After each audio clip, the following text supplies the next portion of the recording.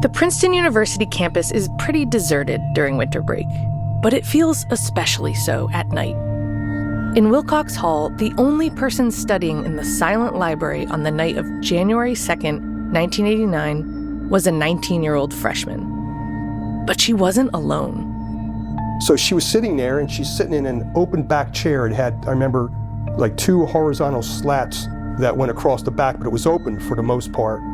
And she said she was sitting there, and she was punched by somebody. And when she looked, it was a person leaving. Her scream pierced the silence as the man fled. She rose to follow him, but then she felt something wet on the back of her shirt. And then the pain set in. She was taken to the hospital, and turned out that punch was a stab to the back that went through the 2 main arteries of her heart. She would survive the wound, which hit either her heart or kidney. We've heard both. But you can see how terrifying this was for Princeton. The idea that an innocent young woman could be attacked by a complete stranger, who then just disappeared into the night. Police could find no reason at all for this out-of-the-blue attack. This attack that seemed so unthinkable in Princeton. It was only 3 months later that the peace of this Ivy League hamlet was shattered again by another stabbing. Another scene from a slasher film. This time, the victim did not survive. Sissy Stewart, the grande dame, a neighbor of Albert Einstein and a fixture at church. Again, the police could offer no motive, no hint that the danger had passed. How could a place with so little violence suddenly have 2 vicious stabbings in several months? Were they related? And would there be more attacks? I'm Kevin Shea. And I'm Rebecca Everett, and this is In the Shadow of Princeton, a podcast from NJ.com and the Star Ledger. 2 women attacked, a half-mile and several months apart. No known enemies or obvious reasons anyone would want to harm them. You can see why some people believed they might have a serial stabber on their hands. And we're going to go down that road in this episode. But that's not the only possibility we'll examine. We're going to look hard at 2 early police theories of this crime. These are theories I've heard about for years, and not just from cops. If I meet someone in Princeton and mention Sissy Stewart, these are the 2 that get repeated to me. And they couldn't be more different. One involves someone so close to Sissy that they had lunch most weekdays. And the other, a complete stranger stabbing people for the thrill of it. Someone targeting women in Princeton. It's like this killer ripped a security blanket right off this sleepy borough and showed them. This could happen to you. And police couldn't really say anything publicly to ease that fear. But privately, some investigators thought they had a pretty good idea who might be responsible for the 2 attacks. He was found on campus at least twice before the homicide. I think he had a ski mask in his possession and a knife. This is Ralph Teresiano again, who retired after leading the Sissy Stewart investigation for more than a dozen years. But he was also a suspect. In town, we had calls of peeping Toms. And the people, a lot of times, they just see a set of eyeballs looking through their blinds. And sure enough, a couple times he was in the area and he was questioned. He was never charged with anything like that. Ralph is talking about Gerald Jaffard.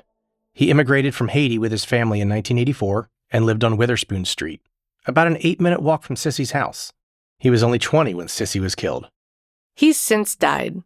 And depending on who you talk to, Gerald Jaffard was either a cold-blooded, remorseless villain who stabbed women for fun, or a meek young man, the son of a custodian and a complete outsider in this affluent Princeton world. An easy target for police. You heard it from Ralph. Gerald Jaffard was definitely on Princeton PD's radar. And then this young student is stabbed on campus, and she describes her attacker as a young black man between 5'4" and 5'8". And Gerald is 5'9". But we had given Jaffard, I think, 3 polygraphs on that same incident, and all 3 came back inconclusive, which means that he didn't pass it and he didn't fail it. So you can absolutely see why, when Sissy Stewart is killed 3 months later, a block from campus, police wanted to talk to Gerald. Obviously, he was a suspect because it could have been a sociopathic killer that killed this nice lady in her basement, stabbing her in the back, who didn't have an enemy in the world. So he had to be on the table. This is Ted Bertuccio. He was the assistant prosecutor assigned to the Sissy Stewart case for the first 6 years of the investigation. When we met with him at his law office, he said he still hasn't ruled out Gerald Jaffard as the culprit, though he hasn't worked the case in decades. Does Ted Bertuccio think this guy seemed like he'd kill for no reason at all? I don't think he seems that way. I think he was that way. Yeah, I think he was the classic Albert Hitchcock killer. He just hadn't killed anybody yet. Unless he was Sissy Stewart's killer. But Gerald Jaffard denied it, and there was nothing to connect him to Sissy or the crime. So again, he's questioned and free to leave. He still looks like a good lead to them, but they have no shortage of leads and suspicions to run down in Sissy's case.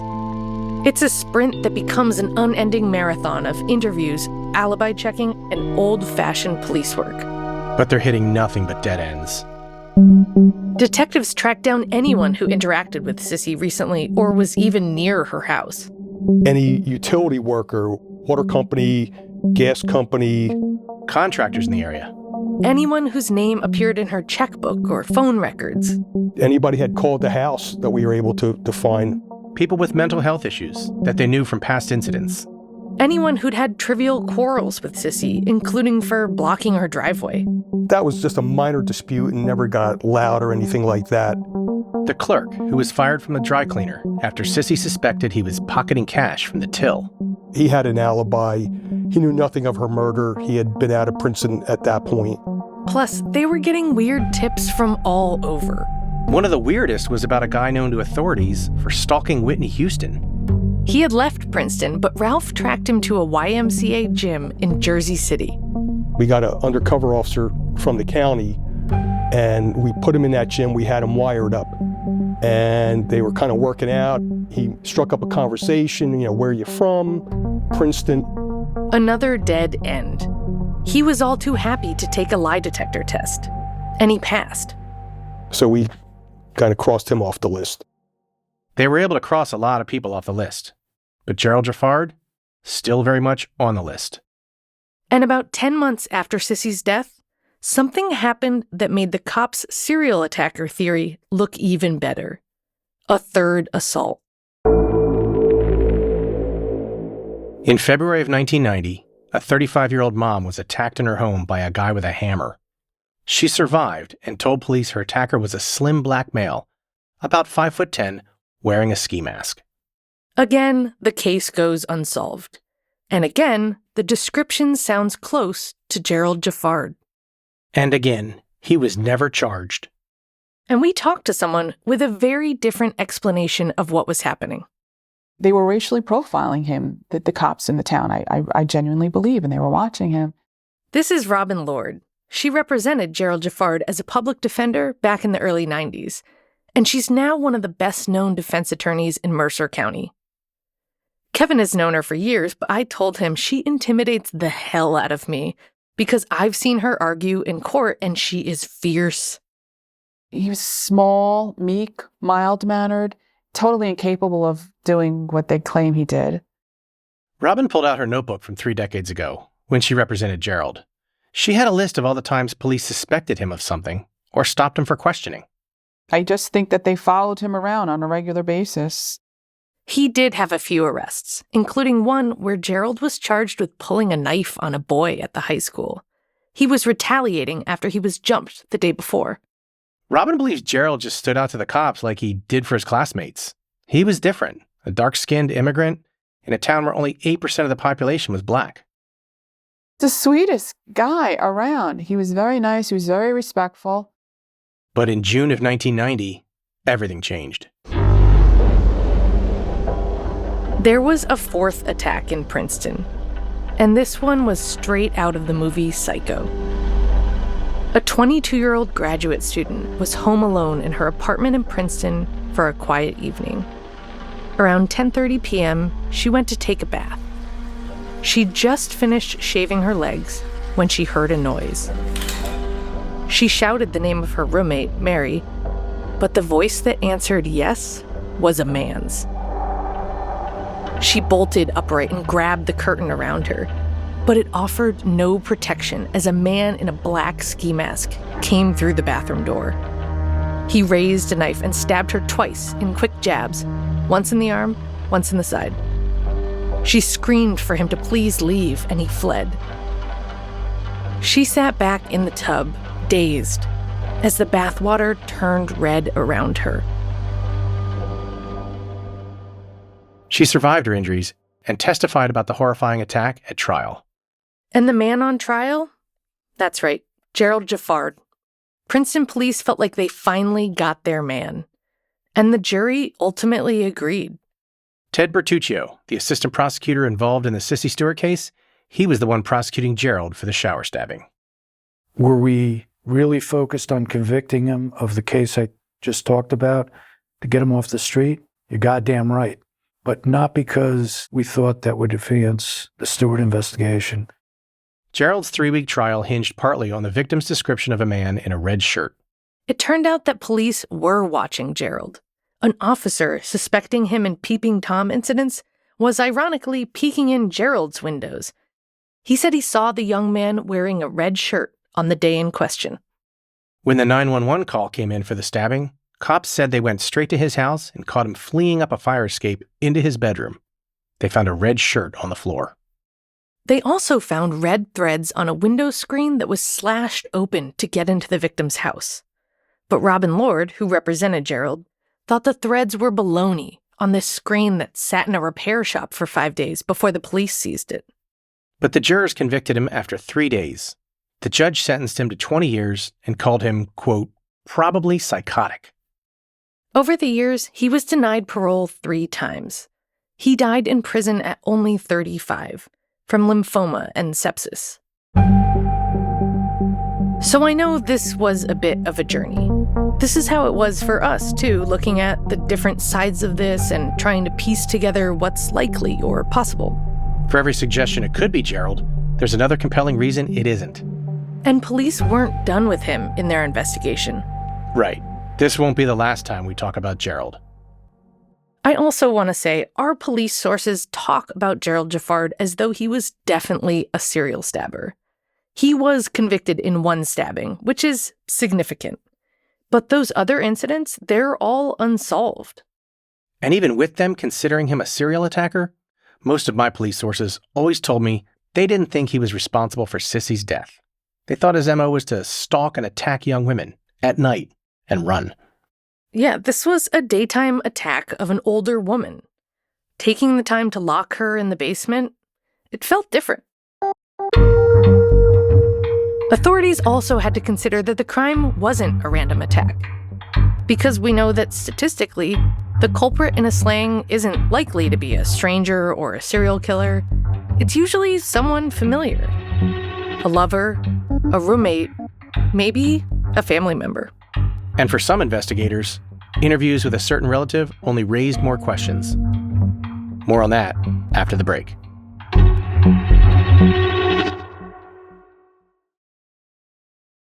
We know that in violent crimes, authorities are going to look at the family members. But police had some very specific questions when it came to Sissy's newspaper publisher's son, Jeb Stewart. And if you listened closely to the first episode, you probably do too. Because he told police he searched the whole house and yard for his mother, everywhere except the basement. When pressed, his explanations changed, according to Ralph Teresiano. Yeah, when I started reporting on this case, I spoke to Jeb a few times. He died in 2008 from cancer at only 66. He lived in and around Princeton his whole life, other than a period in the 60s when he was in the Army and attended college. That's according to his obituary. It sounds like he and his mother had a really close relationship. I mean, I won't call him a mama's boy, but he ate lunch with his mom most days, even though his wife worked at the newspaper with him. He had lunch with her, I think I mentioned, 22 years, at least 4 days a week. Jeb told police the last time he saw his mother alive was Saturday, the day before she was killed. He and his son Craig had stopped by so Jeb could borrow Sissy's fertilizer spreader. They fetched it together from the basement. So that's Saturday. She was killed Sunday. On Monday, Jeb first realizes she's missing. Ralph took us through Jeb's statement about that day. Each action or inaction is something Ralph's scrutinized and tried to make sense of for years. So it's shortly after 1 p.m. that Monday. Jeb walks to his mom's house for lunch. He said the front door was locked, let himself in. The kitchen door was ajar that goes out to the back of the house. The screen door was unlocked. He saw a newspaper on the front porch, which he said was unusual, and there was no lights on. And he said nothing appeared out of order. So usually if she couldn't be there for lunch, Sissy let him know. That day, he called out for her. He saw his mom's wallet and keys on the table and went to check if she was in the yard. He saw her turquoise Chevy Malibu in the garage and that the exterior basement door was padlocked. But he didn't see her. He also searched the house, and he did kind of check the cellar. He said he unlocked the door leading to the basement, called down to see if she was there. The lights were off. He didn't receive a response, so he closed the door, had lunch, walked back to work, told his wife that his mother wasn't home. I can't picture eating lunch in that situation, and even locking up on your way out. Don't you think something's up? But he told investigators later his mom was independent and walked most places. So he concluded she just went out in a hurry and forgot to lock up. When Jeb said that, he went to her house, and despite seeing that the newspaper outside, the eyeglasses, the purse, the keys, the coat, the car there, and the fact that she would call him when she left, that he came to the conclusion that she had left. Well, we knew right that wrong conclusion.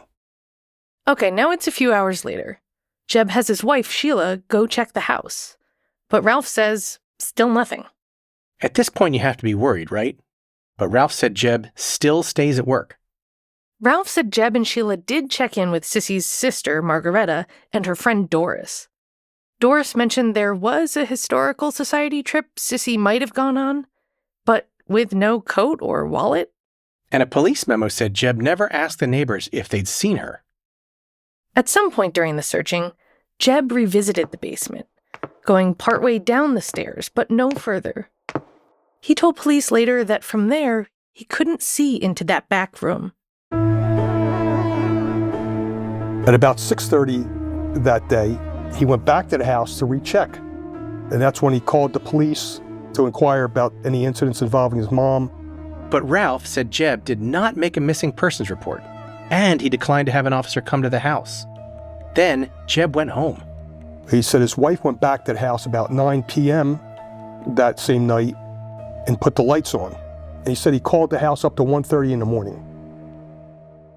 The next day, they decided to make a missing persons report only after finding out Sissy missed a 10:30 appointment listed on her calendar. And when Jeb and Sheila went to the police station, that's when Margareta and the house cleaner found Sissy's body in the basement. So let's talk about this. Is it possible that Jeb really thought something innocent was going on, and that his mother couldn't possibly be in the basement because it was locked from the outside? Absolutely. Yep, this is Princeton. You don't automatically think of foul play. But investigators later brought up another fair point. Why would Jeb lock the house up after checking it Monday? If you think your mom left, how is she going to get back in? Her keys are sitting on the table. I mean, it's possible that they were frazzled and just weren't making the smartest decisions, right? Yeah, if that was me, I'd be worried, trying not to panic, just telling myself don't make a fuss unnecessarily. And Jeb told the police he thought she was just out somewhere. But a few weeks after her death, when police called Jeb in for a second interview, he offered a very different explanation for not searching the basement. He said that he had a gut feeling that something was wrong when he first opened the basement door and he called down on that Monday the 3rd.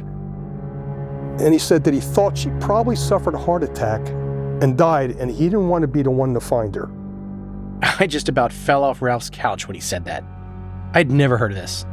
And if I thought my mom had some medical thing, I'd be turning that house upside down. I'd be freaking out. That's kind of like what Ralph said. It's hard to fathom as a son who supposedly has a loving and daily relationship with his mother, again lunch 4 days a week, 22 years, and you're believing that she's deceased, you can go on your daily routine with the thought of your mother laying dead and alone in a cold, dark basement. I can't get over that one. So even if this heart attack thing is just a bad feeling he had, remember what Ralph said about when police first told Jeb it was a homicide? Jeb said, of course it is. And again, a death from natural causes wouldn't explain how Sissy ended up locked in the basement from the outside. And we'd wondered, why hadn't Jeb been suspicious that that exterior basement door was padlocked shut? But based on police documents, Jeb said he didn't remember that the padlocked door was weird until his aunt reminded him. It's not clear when that happened. Kevin and I have been over this stuff 100 times. And at times I could see this from Jeb's perspective, that his decision made sense, or even that he just had some aversion to this creepy basement that he couldn't put into words. But then something else would land in my lap, like what we heard from Sissy's house cleaner. She described something odd happening shortly after they found Sissy's body. She was sitting on the front porch, crying. Police brought Jeb and Sheila back from the police station, and they approached. When he came, he looked at me with a mean look. I tried to get her to clarify what she meant by this. I'm wondering maybe his expression was just pained because he just learned his mother is dead. But she just repeated, a very mean look. A look that's obviously stayed with the house cleaner all these years. Right, just like she recalled how Sissy's sister had been hesitant to check the basement, saying Jeb said they didn't need to. Ralph Teresiano actually said Margareta reported Sheila said that they didn't need to look in the basement because it was locked. And we know it's very possible Jeb and Sheila believe that. But then there's one more thing that came from Sissy's good friend, Doris, that makes that a little harder to understand. Doris told police that she talked with Jeb and Sheila Monday as they searched for Sissy, and she urged them to check the cellar. They told her that the door to the basement was locked, and she said that Miss Stewart was the type of person that would crawl through a basement window if she couldn't get in there. Now, we couldn't verify these things with Sheila. She didn't return any of our calls. But I don't know why you wouldn't just go check after that conversation. Right, even so you can just tell her, we looked in the basement, all clear. I mean, why not? With all of these questions, you know police were going to be paying close attention to everyone's alibis. So let's get into the alibis now. For the time when Sissy Stewart was killed, roughly 5 to 7 p.m. that Sunday. Jeb, his wife, and their daughter Lori all said they spent that Sunday at their vacation home in Bayhead, on the Jersey Shore. The only one who didn't was their son Craig, a sophomore at Princeton University. He said he wasn't in town the day his grandmother was killed because he left that morning for Pittsburgh to see a Grateful Dead concert. Sheila drove home separately from that Sunday trip to the shore. Jeb and his daughter told police that they drove back together to their home in Hopewell, but stopped in downtown Princeton around 5:30 for about 10 minutes. They needed to pick up a family car that Craig had borrowed the day before and left in the Town Topics parking lot. Here's Ralph recounting what he'd read in Jeb's statement. Parked in the Town Topics parking lot, which is just a couple houses down from the victim's house. She walked to her brother's dorm room to get car keys. Her brother wasn't home. She returned to the car and drove with her father back to Hopewell. So Jeb's daughter is his best alibi witness, and they were together for most of the afternoon. But not all of it. Because Lori left Jeb alone at the Town Topics for about 10 minutes. It was close to Sissy's house, so Ralph wanted to know, was it possible Jeb could have made it to Sissy's and back in that time? So I had walked it at a very, very moderate pace from Town Topics to her house. I timed it at 2 minutes, 28 seconds, again at a moderate pace. So there would have been time for him to stab her and get back in the car for his daughter. Not a ton of time, but maybe like 5 minutes or something like that. Yeah. And if he was walking quicker, it would have been even more time. We walked it too, on a hot day last August. The distance between the sidewalk and the street. Oh, wow. Yeah. Oh, here we are. He thought she had some gardens here. And this is 34 Mercer. So that was about 2 minutes and 10 seconds. Yeah, that's real short. So technically, this was a crime that could have been committed in a minute or two. But as we were standing there in front of Sissy's old house, where she and Jeb had lunch 4 days a week, I just can't imagine it. I cannot imagine a dad sneaking off to kill his mother, who he supposedly adores, and then hopping back in the car with his daughter like nothing happened. I mean, who's that cold? All this stuff about not fully checking the basement, it seems weird. But matricide? Killing his own mom? This kind of mellow, level-headed guy who's never been accused of any violence? We were going in circles here. We were stuck. People much smarter than us have been stumped by this case. So we went to the real experts. Crime scene analysts, forensic psychologists, and former FBI profilers. And what they gleaned from the case made me rethink so many things I thought I knew. You can hear it for yourself and judge after the break. In October, I drove to Wilmington, Delaware, alone because Rebecca was sick with COVID. And I sat down in the kitchen of a nice home with 2 ex-FBI profilers. One of them is best known for cracking the Unabomber case with linguistics. The other for bringing down a bank robber who eluded capture for 30 years. The day that this happened, April 2nd, 1989. Correct, yeah. That's when I reported to the FBI Academy to enter into the FBI. So this is important for Ray. He's establishing his alibi early on. My alibi. I'm not worried about me. I'm worried about Jim. This is Ray Carr and James R. Fitzgerald, who goes by Jim or Fitz. They're both retired from the FBI's famed Behavioral Analysis Unit, and they have a podcast, Cold Red. Jim said, in any case, you have to start with victimology. You want to know everything you can about the victim. A sex worker in the tough streets of Baltimore, they're a high-risk victim. A suburban soccer mom is low risk. If she makes the wrong turn into that high risk in Baltimore, she becomes, by default, a high-risk victim.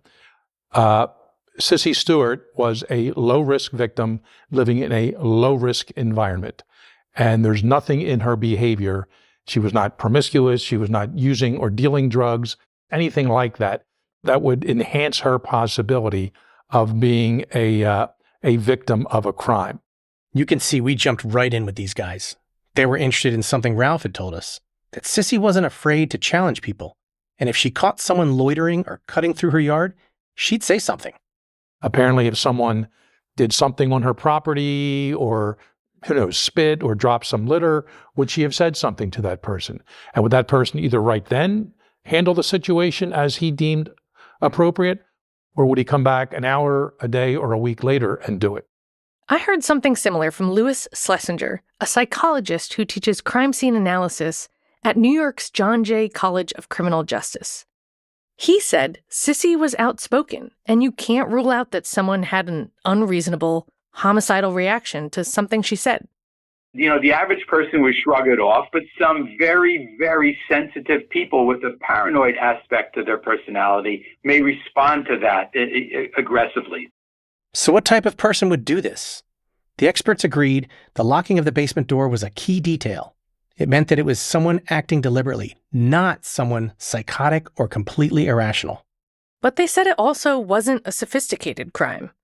And Louis Schlesinger rejected my assumption that the fact that the killer managed to hit her heart, spine, and both lungs with a little pocket knife suggested a level of skill or experience.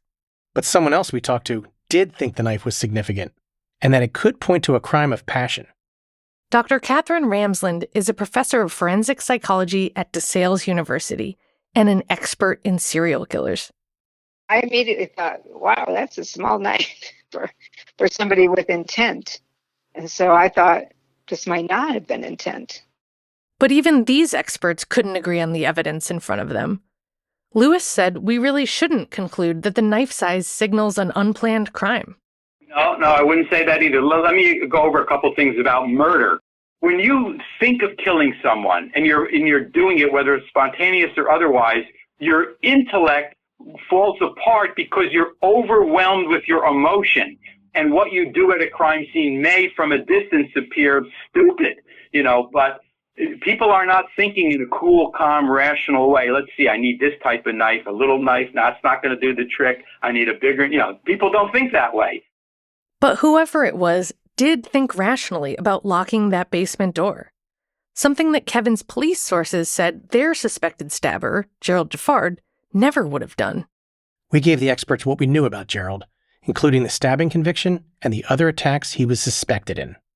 I don't tend to believe in coincidences with crimes, especially if you have multiple crimes in an area. This is Jim Fitzgerald again. It's a very low crime area, except over the course of 18 months. We have 4 attacks total. The other 3, not all that dissimilar from this one. 3 of the 4 analysts felt the crimes were similar enough that you couldn't rule him out. But Catherine Ramsland, she was pretty skeptical. Stabbing somebody and running, that's often about a sexual fantasy. They like the penetration, but then they run. It's not really even about killing somebody.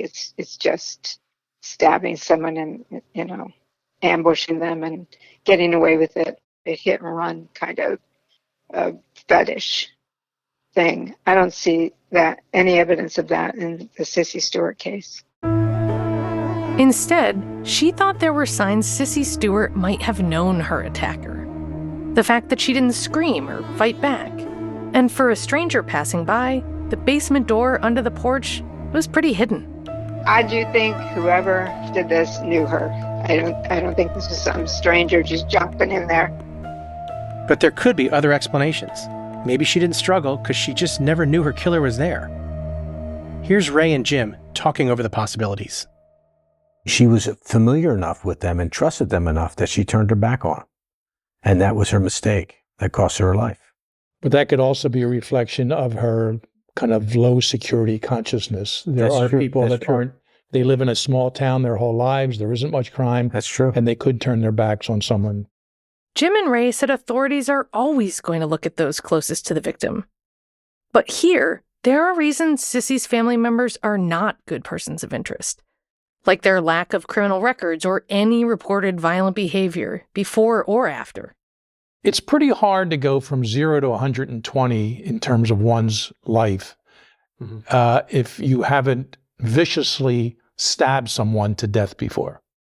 That is a huge point. No one in the family had a violent past. And Ray and Jim said past behavior, including leading up to the killing, is important. They also said you should look at the behavior after the crime. And in Jeb's case, that did stand out.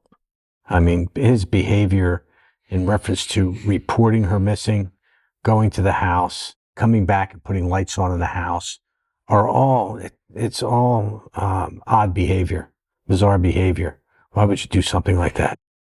But if we haven't spun your head around enough with all these possibilities, here's another one. It challenges what police believed about the crime scene and how Sissy was killed. So you remember, the stab wounds were described as horizontal, which is unusual. Ralph Teresiano said the medical examiner thought the killer was likely standing next to Sissy, who may have been bending over. But then, Louis Schlesinger said something that made me question everything. I was just going to say that if the horizontal stab wounds could be explained by her being on her side when he stabbed her. Like being already on the ground? Yeah, he could have knocked. Yeah, it's an older woman, could have tripped in some way on the ground on her side, stabbed her 5 times. That would account for the horizontal stab wounds. You can hear me taking a pause there. I'm trying to process that possibility. Because if Sissy was knocked to the ground before she was stabbed, it means this idea that she must have turned her back on someone she knew goes out the window. And there were a few things that kind of fell into place when we heard this. Like that Sissy had a bruise on her forehead and she had dirt on her backside, even though police thought she fell forward. Police wondered if the dirt was from the killer moving her body to close the door. But if she was hit and fell back, that could also explain it. Finally, after weeks of pursuing this, we were able to get our hands on the autopsy report. I went over it with the former head of the state medical examiner's office, Victor Whedon. He agreed with police that the bruise on her forehead was likely from a fall, not a blow. And he thought that Sissy could have been standing or on the ground when she was stabbed, but probably not bending over, as we'd heard before. So what were we left with? Dirt marks that could be from her being moved or falling backward, a bruise on her forehead that looks to be from falling forward, and then when they found her, she was on her side. What the hell? This is how it goes. A cop or crime scene analyst suggests a possibility, and you can picture it. And suddenly you're doubting everything you've been told for months. And that's exactly what happened to us when Catherine Ramsland suggested that this could have been an attempted robbery gone wrong, even though police essentially ruled it out when no one could identify anything that was missing from the house. She zeroed in on this one line in a police report that we really hadn't paid much attention to: the location of Sissy's purse. Somebody mentioned that her purse or pocketbook was on the floor in the living room. And I thought that was odd. Now, we don't know the exact location. It could have been she set it down next to her chair. But what we do know is her wallet was on the kitchen table, credit cards and just over $2 in it. But why wasn't her wallet in the purse? Why was her purse on the floor?